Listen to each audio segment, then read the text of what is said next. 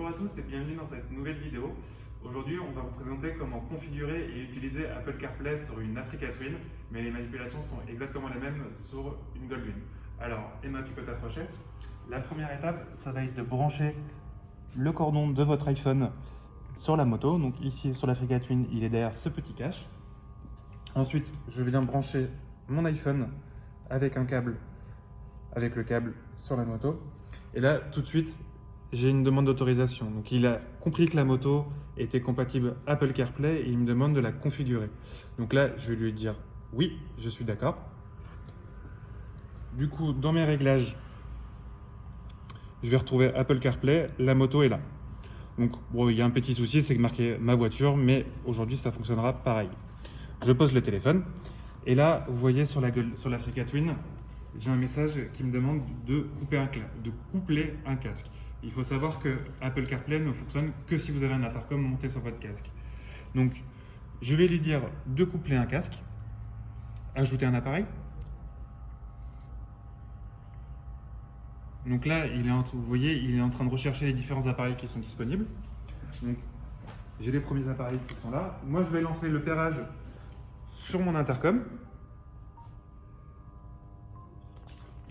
Vous voyez, le casque est passé en pairage. Donc, il ne va pas tarder à apparaître sur l'Africa Twin. Il ne faut pas hésiter à relancer la recherche si jamais ça n'apparaît pas. Et vous voyez, là, mon intercom est apparu sur l'Africa Twin. Voilà, j'ai l'intercom qui me confirme que le pairage est réussi.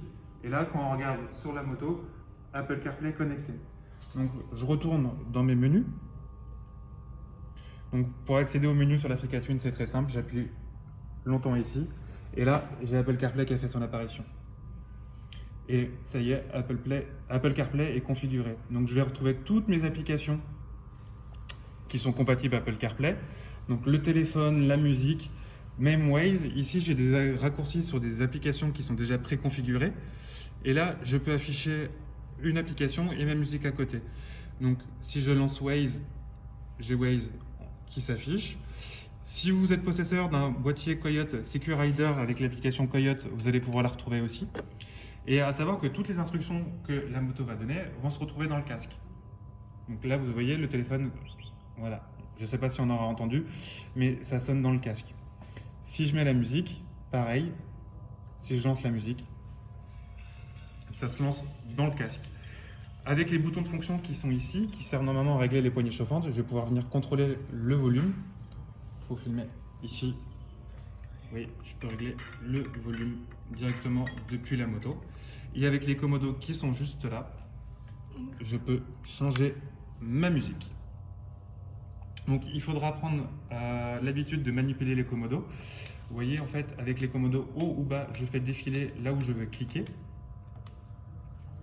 Et si je veux faire défiler les informations directement, donc avec les commodos, je me balade.